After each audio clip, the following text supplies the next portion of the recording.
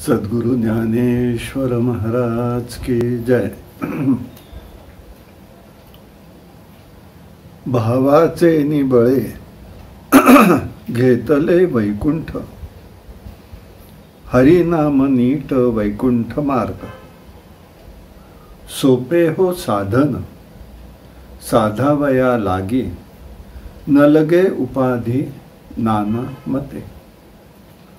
ज्ञाने सहित ज्ञान, विज्ञाने सहित धन, वृत्तीचे समाधान निवृत्ती करी। शांती दया क्षमा करुणा निधी प्रेम, नेऊनी परब्रह्म भावे मिळाले। ज्ञानदेव सांगे भावे मिनला रंगे, गंगे सुस्नात सर्वांगे हरी गंगा।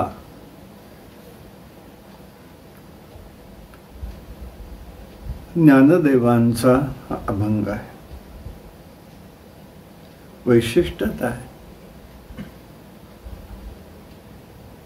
ज्ञानदेव या अभंगातनं व्यक्त करताय भावाला महत्व दिलेलं आहे। हा भाव अत्यंत महत्वाचा आहे।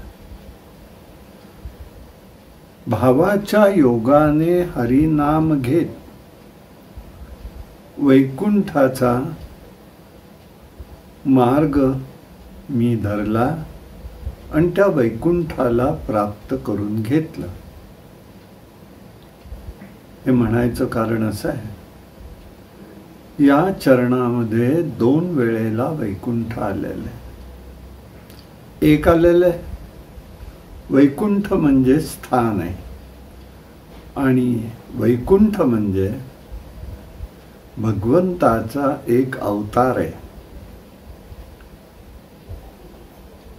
विकुंठा आणि शुभ्रा यांच्या उदरी भगवंतानी अवतार धारण केला, म्हणून भगवंताचं नावही एक वैकुंठ म्हणून आहे।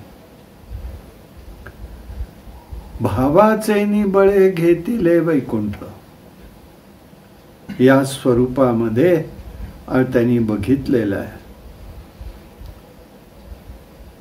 सोपे हे साधन साधावया लागे, हे सोपं साधन आहे भावाच्या माध्यमातून जाणं।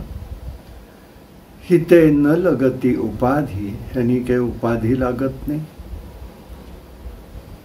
नाना मार्ग नाना विविध मत जरी असली तरी भगवंताचा सद्भावाने आपल्याला परमात्म्याची प्राप्ती होऊ शकते, हा एक विचार आहे।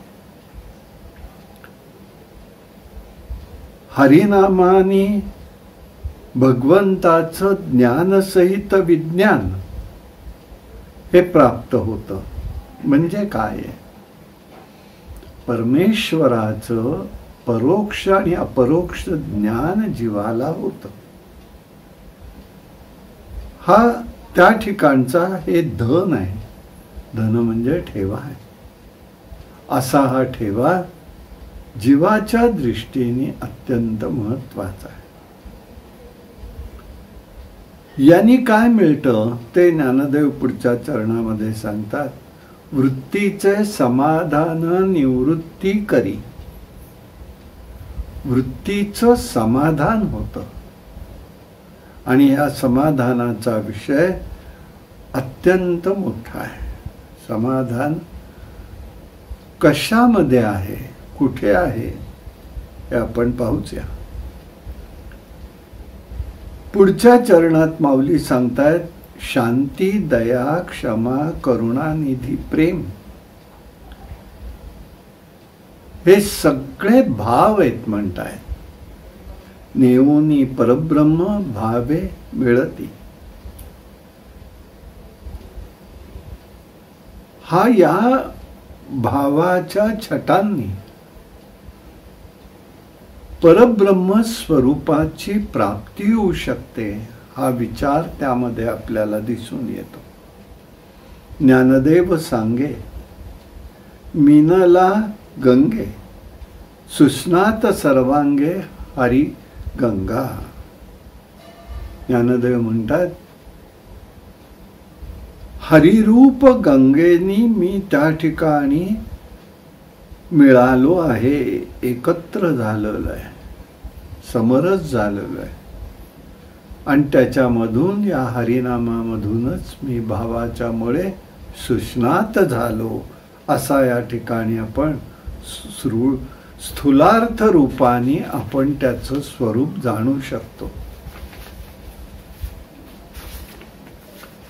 आणि म्हणून ह्याचं रूप काय आहे, भावाचं स्वरूप काय आहे, भावाच्या योगानी असा विषय ते सांगताय.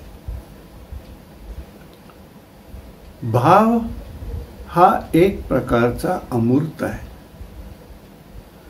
भावाबद्दल ज्ञानदेव अत्यंत त्या ठिकाणी संवेदनशील आहे. आवडती गोष्ट आहे त्यांना. भाव आहे, सद्भाव आहे, अभाव आहे, हे आपण व्यवहारात शब्द वापरतो. परंतु अंतरंग विकासासाठी मात्र, अंतरंग शुद्धीसाठी मात्र भावाच्या अनेक छटा या अभंगामध्ये ज्ञानदेवांनी व्यक्त केलेल्या आहेत. भक्ती दर्शन शास्त्रामध्ये जर विचार केला तर या छटा आहेतच. दया, क्षमा, करुणा, प्रेम. पण त्याच्याबरोबर इतरही छटा आहेत. काम आहे, क्रोध आहे, भय आहे, स्नेह आहे, शोक आहे, हर्ष आहे, क्षमा आहे, क्षमा म्हणजे मनोनिग्रह आहे, अहंता आहे, ममता, हे सगळे भाव त्या ठिकाणी सांगतायत.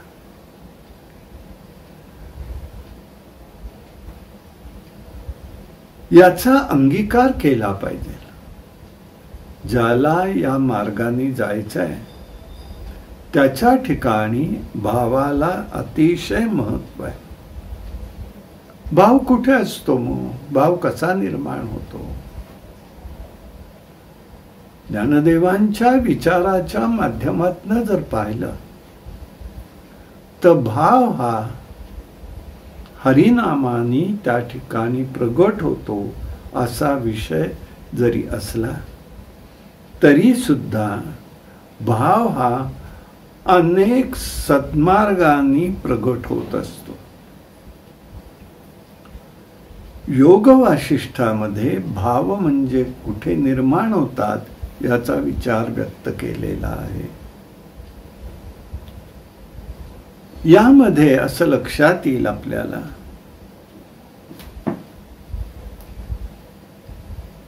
की मन, बुद्धी, चित्त ही त्या भगवंताला जाणून घेण्यासाठी उपकरणे आहेत ते आपण बघितलं. परंतु त्या तिन्ही स्थानातनं एक भाव, तरंग निर्माण होत असतात, लहरी निर्माण होतात, स्पंद निर्माण होत असतो, त्याला म्हणतात भाव.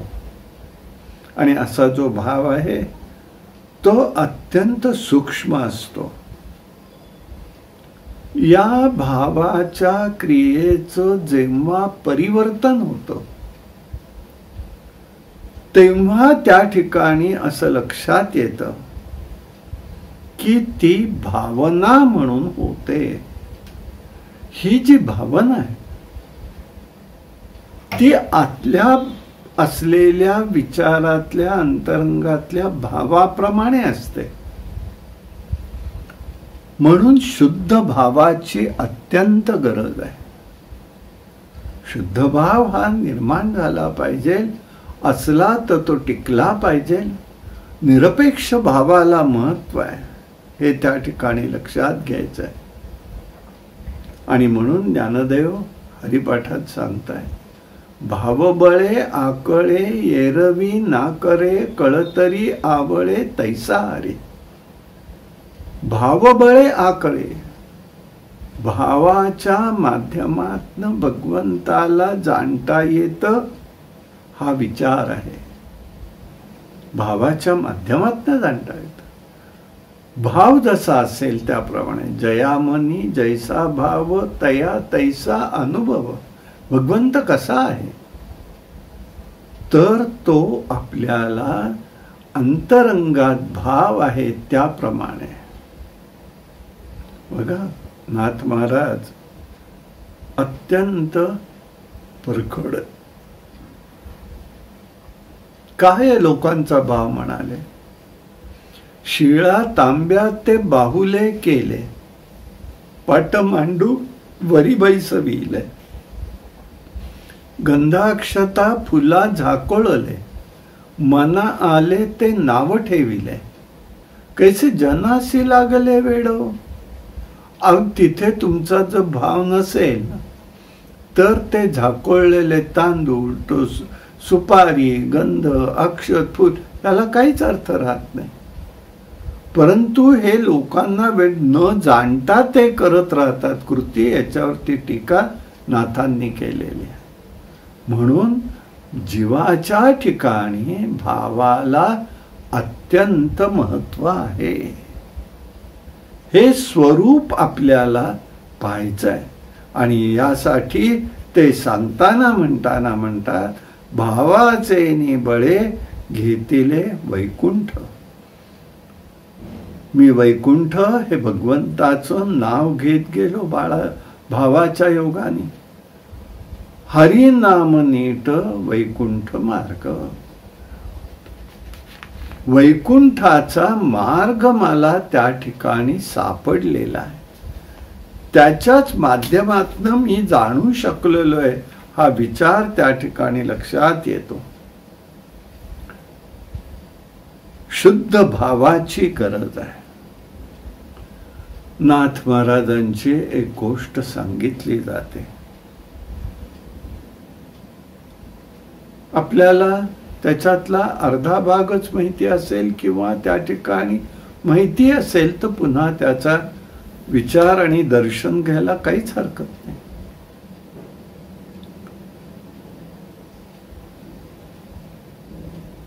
नाथांच्या ठिकाणी सर्वत्र समभाव झालेला होता. कारुण्याचे मूर्तिमंत रूप म्हणजे नाथ महाराज होते. दया आहे, कारुण्य आहे. त्यांना शांती ब्रह्म म्हणूनच म्हणत असत.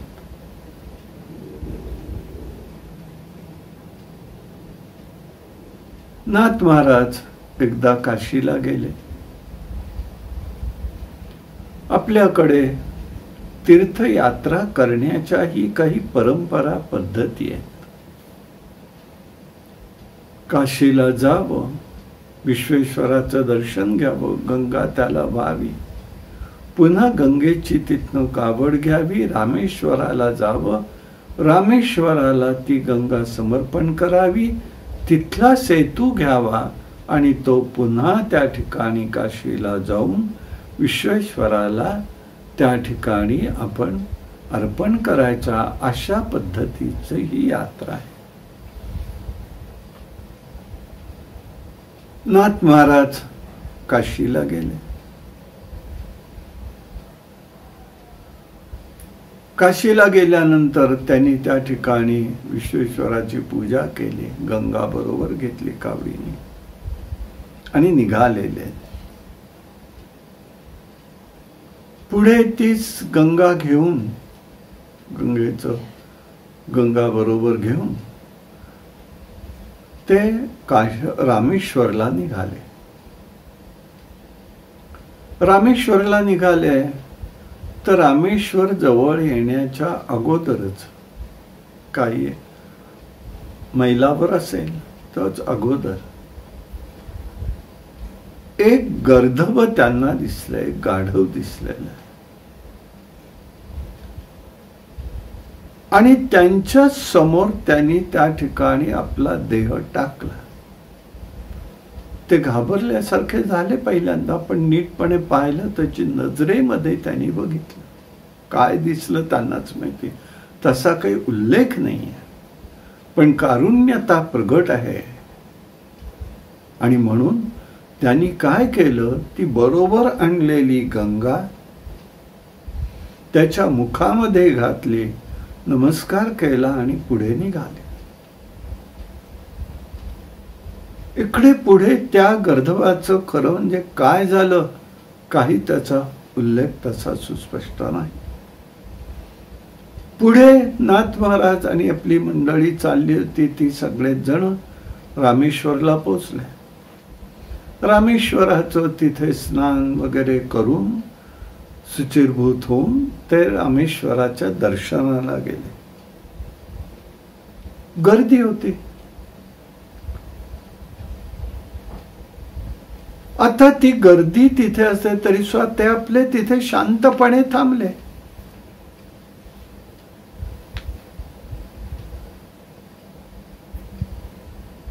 तोपर्यंत त्या रामेश्वराच्या गर्भगृहातनं आकाशवाणी झाली. पैठणचे साधू आलेले नाथ महाराज, त्यांना आतमध्ये घ्या अगोदर. सगळे बघायला लागले, कोण आहे कोण आहे पैठणचे. शेवटी लोक म्हणाले हे आहेत, म्हणाले पैठणचेच आहे, नाथ आहे, नाव त्यांचं नाथ महाराज गोसावी. चला म्हणाले, आतमध्ये चला. देवाची आज्ञा झाली.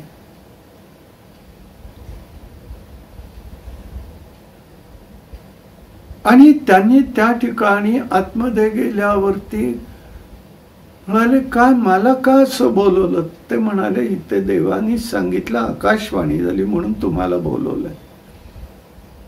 तेव्हा आपली पूजा उपचार सगळा करा. आणि मग त्यांच्या लक्षात आलं, त्या लिंगाकडे पाहिलं आणि त्याच्यात त्यांना काय दिसलं कोणास ठाऊक. परंतु त्यांनाच लक्षात आलं की तो गर्दभ म्हणजे प्रत्यक्ष शंकर होते. त्या शंकरांनी त्यांना दर्शन दिलं, पण ते ओळखतात की नाही म्हणून या रूपामध्ये आले होते, असं त्या ठिकाणी भाव आपल्याला दिसून येतो. अशी ही करुणा दृष्टी आहे. सर्वाभूती परमात्मा पाहण्याची करुणा दृष्टी प्राप्त झाल्याशिवाय परमात्म्याची भेट होत नाही. लक्षात ठेवायचं आहे. आणि म्हणूनच हे त्यांनी पाहिलेलं आहे. अशा प्रकाराने हे गुण त्या ठिकाणी आपल्याला दिसून येतात. असे ते गुण आहे, शांती आहे, दया आहे, क्षमा आहे, करुणा आहे.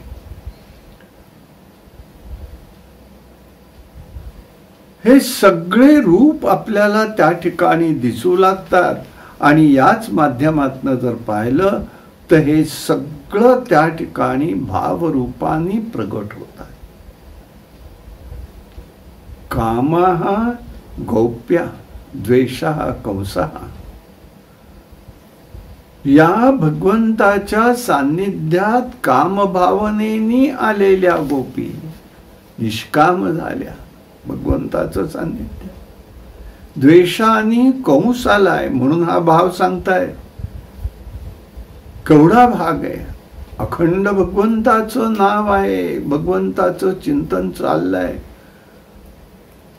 देवकीचा 8वा पुत्र मला मारणार आहे, द्वेष चाललाय. त्याप्रमाणे तो त्या ठिकाणी बघतोय सारखा, आठवण आहे त्याला. आणि अशा माध्यमातूनही शेवटी परमात्म्याच्या हातून मरण आलं आणि शेवटी तो परमात्मा स्वरूपामध्ये तादात्म्य झालेला आहे. त्याच्यातलं वैशिष्ट्य आहे. आणि म्हणूनच अशा या माध्यमातनं शांती, दया, करुणा हे सगळं त्या ठिकाणी दिसून येतं. ज्ञानसहित विज्ञान हे धन. अपरोक्ष ज्ञान आहे, परोक्ष ज्ञान आहे.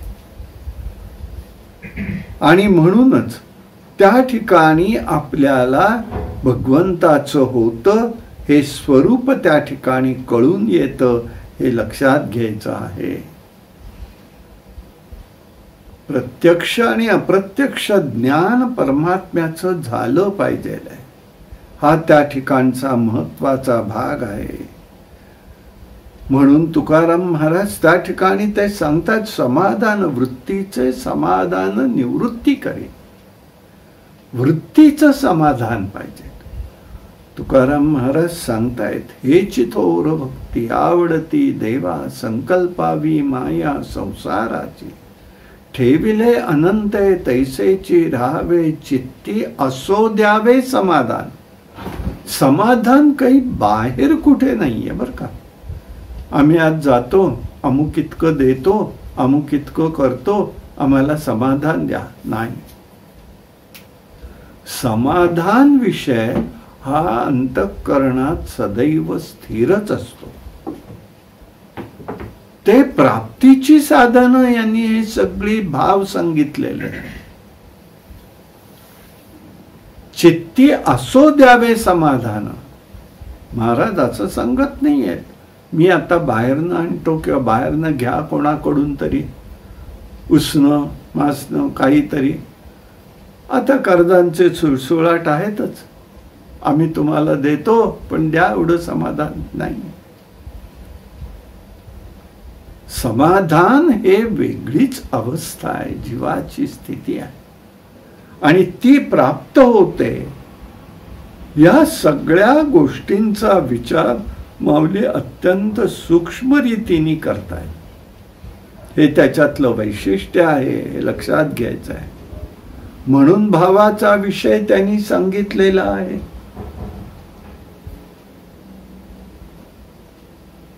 परब्रह्माला मिळून जाऊ शकतो या भावाच्या माध्यमातून.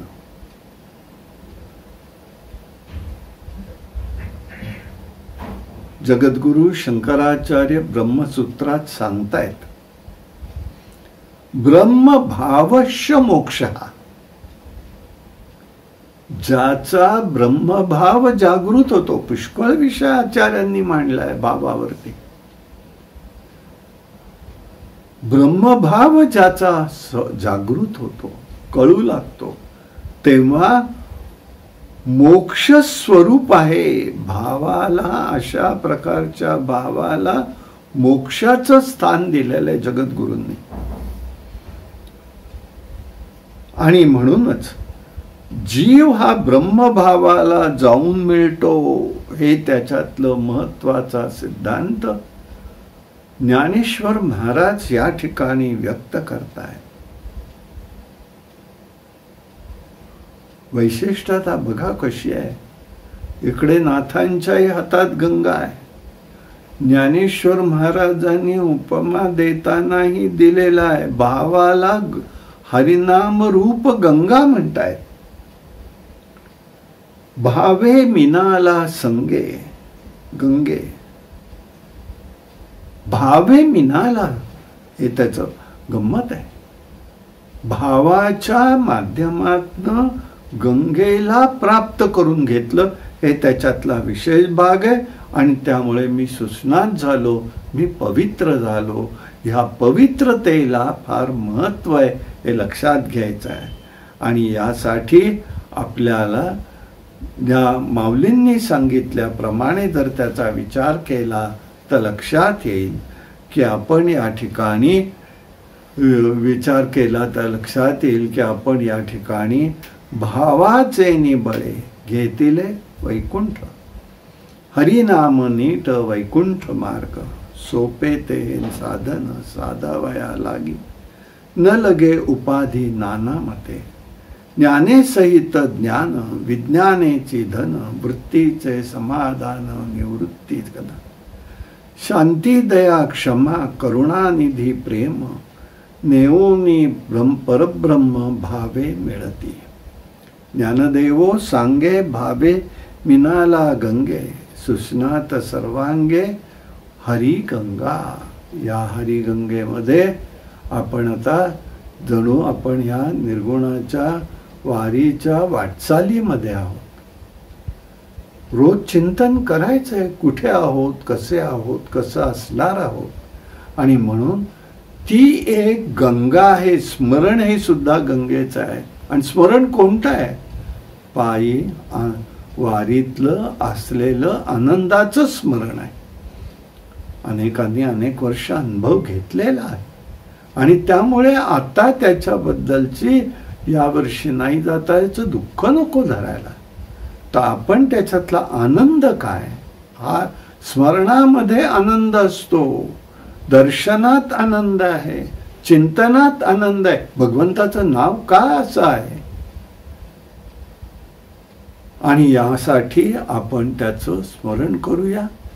आणि आजचा विषय इथे थांबवूया. कायेन वाचा मनसेंद्रिये वा बुद्ध्यात्मना वा प्रकृती स्वभावात् करोमि यद्यं सकलं परस्मै नारायणाय ते समर्पयामि. हरि ओम तत्सत्.